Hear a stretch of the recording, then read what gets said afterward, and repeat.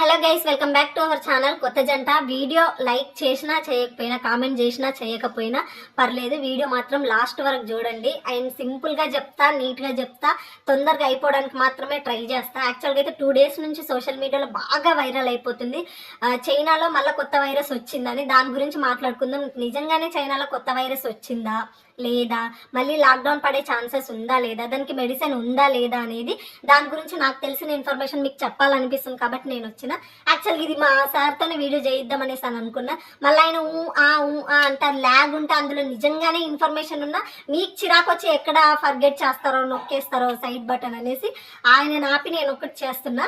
ఎందుకంటే ఇంపార్టెంట్, నాకు మీరు కూడా ఇంపార్టెంటే కాబట్టి. అండ్ డైరెక్ట్ వీడియోలోకి వెళ్ళిపోదాము. చైనాలో నిజంగానే వచ్చింది కొత్త వైరస్ హెచ్ఎంపివి.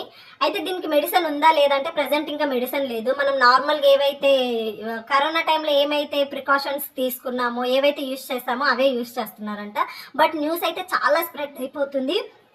కొన్ని నేనైతే చూస్తున్నా, చాలా ఫాలో అవుతున్నా. 3-4 days నుంచి నేనైతే ఇవే న్యూస్లు చూస్తూనే ఉన్నా. నిజంగానే లాక్డౌన్ వస్తుందా, నిజంగానే నీకెందుకమ్మా అంత ఇంట్రెస్ట్ అని అంటారా? లాక్డౌన్ వస్తే ఫస్ట్ సఫర్ అయ్యేది మేము కూడా. ఎందుకంటే అన్ఎంప్లాయ్మెంట్ వస్తుంది కదా మాకు ఖచ్చితంగా. ఇంకేముంటుంది, ఈ గవర్నమెంట్ జాబ్స్, పర్మనెంట్ జాబ్స్ ఉన్న వాళ్ళకంటేనేమో మనీ ఇష్యూ ఉండదు. బట్ మనలా డైలీ కష్టపడే డైలీ వర్కర్స్కి అయితే చాలా ప్రాబ్లం ఉంటుంది. ఇంక ఇప్పుడు ఈ టైంలో లాక్డౌన్ అంటే అది చాలా ఎఫెక్ట్ ఉంటుంది. మాకైతే ఇంకా ఎఫెక్ట్ పడుతుంది. అందుకే నేను డైలీ ఇవే న్యూస్ చూస్తూనే ఉన్నాను. నేను ఎప్పుడు ఏదో ఒక తలనొప్పి తెచ్చి బుర్ర మీద పెట్టుకోవడం తప్పితే వేరే పని లేదా నీకు అంటారేమో. బట్ ఏం చేస్తాం, ఏదో ఒక రొమాన్స్ ఉంటేనే ఉంటుంది నా లైఫ్లో. ప్రాబ్లమ్స్ నేను రొమాన్స్ అనుకుంటా, మళ్ళీ దాన్ని తప్పుగా అనుకో. సో ఇట్లా రొమాన్స్ డైలీ ఒకటి ఉండే ఉంటుంది డెఫినెట్గా. సో ఇవన్నీ పక్కన పెడితే యాక్చువల్గా ఏంటంటే నిజంగానే దానికి ప్రజెంట్ అయితే రీజన్ అయితే ఏం లేదంట. బట్ ట్రై చేస్తున్నారంట. మన ఇండియాలో వచ్చిందా అని అంటే మన ఇండియాలో ఇంకా రాలేదంట. బట్ అందరూ చెప్తున్న వీడియోస్ ఏంటంటే ఎవరు భయపడకండి, ఒక 70-30% మాత్రమే ఛాన్స్ ఉంది, 70-80-20%, 90-10% ఉంది అని అంటున్నారు కదా. ఆ 10% అయినా భయపడకపోవడం పక్కన పెట్టిన జాగ్రత్త పడాలి కదా. సో జాగ్రత్త పడతారని చెప్పేసి నేను చెప్తున్నాను. నా వరకు అయితే అప్పుడు కూడా స్టార్టింగ్ 2020లో మేబీ నా స్కూల్ డేస్ 2020లో మనకు లాక్డౌన్ వచ్చింది. అప్పుడు నాకు దాని గురించి అంత క్లారిటీగా తెలియదు, అవసరం కూడా లేదు, నాకు తెలుసుకోవాల్సింది అప్పుడు లేదు. అన్నది ఆడుకుంటే హ్యాపీగా ఉండే లైఫ్ కాబట్టి అది అట్లా పోయింది. ఇప్పుడు మళ్ళీ వచ్చింది. ఇప్పుడు దీని గురించి తెలుసుకోవాలి, ఏం చేయాలి ఏంది అని చెప్పేసి. చాలా మందికి కరోనా టైంలో లేనిపోని ప్రాబ్లమ్స్ చాలా ఫేస్ చేసారు. అప్పుడు మనకు అనుకోకుండా సడన్గా వచ్చేసింది. బట్ ఇప్పుడు మనకు ఆల్రెడీ ఒకసారి వచ్చి అందరిని అలర్ట్ చేసింది కాబట్టి ఇప్పుడు మనం అనేది అలర్ట్ అవ్వాలి ఖచ్చితంగా. మన వల్ల మనం ఇప్పుడు అలర్ట్ అవ్వాలి. మనం ఏం చేయాలి, ఏంది, మనం సెల్ఫ్ డిఫెన్స్ ఎలా చేసుకోవాలి దాని నుంచి అనేది అయితే మోస్ట్ ఇంపార్టెంట్ గైస్. చాలా అంటే చాలా. ఇది ఇమ్యూనిటీ తక్కువ ఉన్న వాళ్ళకి తొందరగా అటాక్ చేస్తుంది అంట. మహికైతే చాలా తక్కువ ఉంటుంది. ఇప్పుడు మెంటల్గా ఫిజికల్గా సఫర్ అయి ఉన్న నాకు తక్కువ ఉంటుంది. చిన్న పిల్లల్లో తక్కువ ఉంటుంది. ఏజ్డ్ అయిపోయిన ముసలి వాళ్ళ దగ్గర తక్కువ ఉంటుంది కదా, వీళ్ళని తొందరగా అటాక్ చేస్తుందంట. సో ఇమ్యూనిటీ ఇంక్రీజ్ చేసే ఫుడ్ ఏముంది, మెడిసిన్ ఏముందని తీసుకోవడానికి ట్రై చేయండి. కావాలమ్మో మాకు అది కూడా చెప్పంటే నెక్స్ట్ వీడియోలోకి నేను వాటి గురించి తెలుసుకొని కనుక్కొని, మనకి ఇక్కడ డాక్టర్ ఉంటాడు కాబట్టి నో ప్రాబ్లం, తనని అడిగినా చెప్తాడు. అవి కనుక్కొని మీకు కావాలంటే నేను చెప్తా. అయితే నిజంగానే ఇది వచ్చిందంటే వచ్చింది, అందులో ఫేక్ న్యూస్ ఏం లేదు. బట్ మన ఇండియాకు వచ్చిందా రాలేదా, ఒకవేళ వచ్చినా కానీ మళ్ళీ మనం అందరం టెన్షన్ పడతామని ఏమైనా చెప్పట్లేదా ఏంటా? దీనికి కూడా సిమ్టమ్స్ అవేనంట. కఫ్, కోల్డ్, అనేజింగ్, బాడీ పెయిన్ సేమ్ అంట. సో వచ్చి మేబీ అక్కడ స్టార్ట్ అయిందంటే వాళ్ళు ఏంటంటే అంత తొందర చైనా వాళ్ళు వాళ్ళ విషయాలు అయితే అస్సలు షేర్ చేయరు గైస్. మనం అంటే ఇండియాలో మా దగ్గర ఈ మిస్టేక్స్ ఉన్నాయి, మీ దగ్గర ఈ మిస్టేక్స్ ఉన్నాయి అని మనమే బయటపడతాం తప్పితే, చైనా వాళ్ళు అయితే వాళ్ళలో ఎన్ని మిస్టేక్స్ ఉన్నా, వాళ్ళది ఎంత ప్రాబ్లం ఉన్నా ఎండ్ ఆఫ్ ద డే ఇది మాది కాదు అని చెప్పేసి ఫైట్ చేయడానికే ట్రై చేస్తారు తప్పితే ఇది అని చెప్పరు. వాళ్ళ నుంచి ఇంకా మనకి ఎలాంటి న్యూస్ లేదు. ఇదంతా మనం ఊహించుకుంటుంది. వాళ్ళు ఇంకా అఫీషియల్గా ఇది డేంజరస్ వైరసా, నార్మల్ వైరసా అని మనకి ఇంకా డిక్లేర్ అనేది చేయలేదు.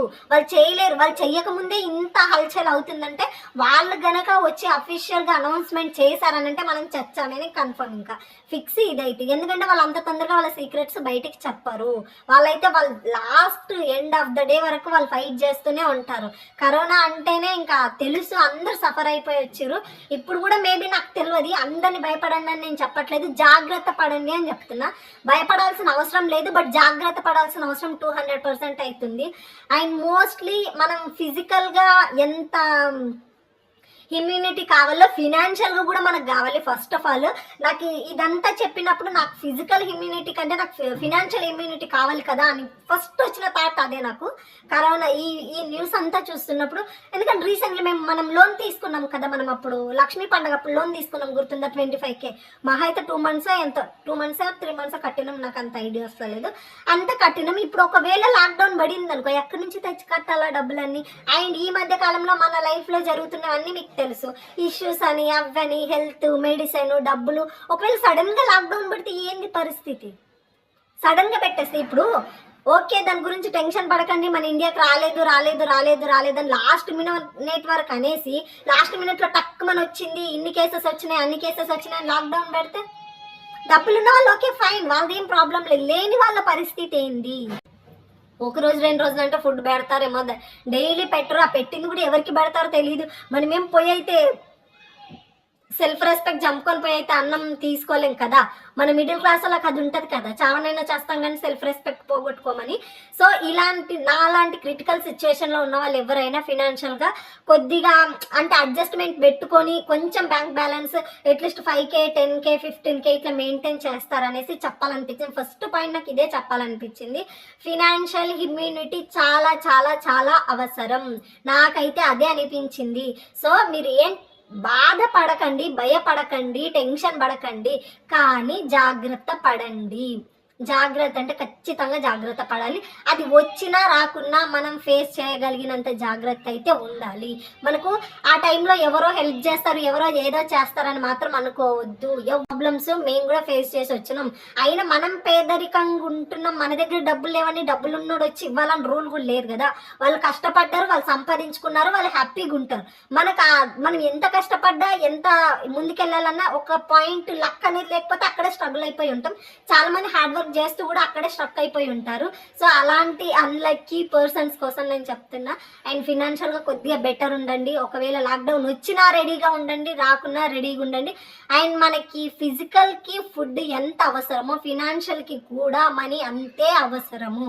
సో ఇంకేమైనా కొత్త లోన్స్ తీసుకుంటే ఈ 2-3 months వరకు అయితే లోన్స్ తీసుకోకండి. ఇదంతా క్లియర్ కానీ అనే వరకు ఒక 2 months అయితే ఎలాంటి లోన్స్ తీసుకోకండి. నార్మల్గా ఏమైనా లోన్స్ ఉంటే తొందరగా కట్టేయడానికి ట్రై చేయండి. ఒక 20K అయినా బ్యాంక్ బ్యాలెన్స్ పెట్టుకోవడానికి ట్రై చేయండి. ఇవి నాకు చెప్పాలి అనేసి నాకైతే అనిపించింది. లాక్డౌన్ పెడితే ఫస్ట్ సఫర్ అయ్యేది నేనే. నా అలాంటి కొన్ని ఫ్యామిలీస్ ఏం పట్టించుకోకుండా బ్రతికే వాళ్ళది హ్యాపీ ఉండదు, ఎక్కడ పోయి అయినా బ్రతుకుతారు. డబ్బులున్న వాళ్ళు ఎలా అయినా బ్రతుకుతారు. కానీ మిడిల్ క్లాస్ ఇట్లా ప్రతిదానికి సెల్ఫ్ రెస్పెక్ట్ బొంగు అని చెప్పేసి మనం డైలాగులు కొడతాం కదా, నేను డైలాగులు కొడతాను కదా, నా అలాంటి వాళ్ళ కోసం చెప్తున్నాను అన్నట్టు. జాగ్రత్తగా ఉండండి. ఐ హోప్ మీకు అర్థమైందనేసి అనుకుంటున్నా.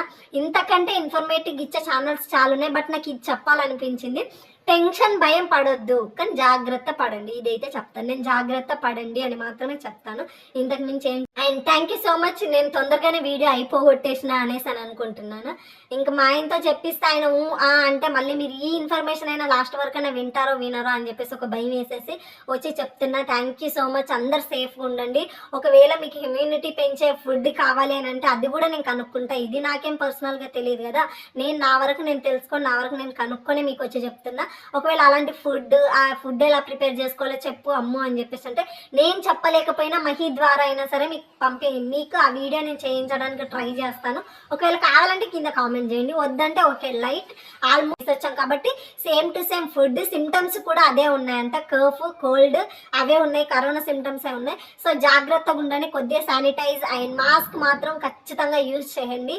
అవి లేకుండా బయటికి వెళ్ళొద్దు. పిల్లల విషయంలో అయితే చాలా జాగ్రత్త, స్కూల్కి వెళ్ళేటప్పుడు వచ్చేటప్పుడు మాత్రం చాలా అంటే చాలా జాగ్రత్తగా ఉండండి.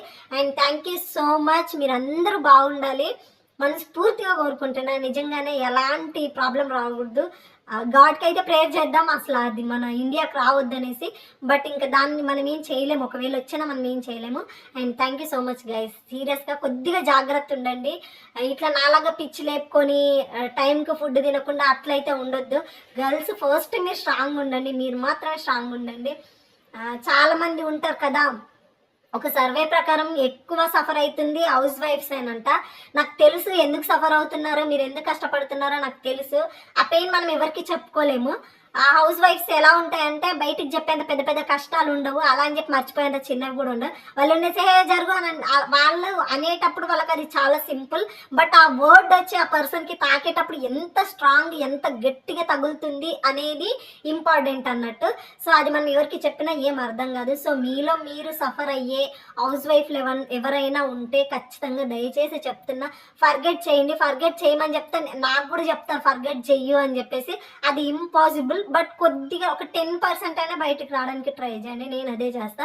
వదిలేయు, పట్టించుకోకు, వాళ్ళ మాటలు వీళ్ళ మాటలు నీ లైఫ్ ఏందో చూసుకో, నువ్వేందో చూసుకో అని అంటాం, కానీ వాళ్ళ మాటలు తప్పితే మనకి ఇంకొక ప్రపంచం కనిపించదు, ఇంకొక లైఫ్ ఉందనేదే తెలియదు. మన లైఫ్ని అక్కడే ఆపేసి స్టక్ చేసేదే జనాలు.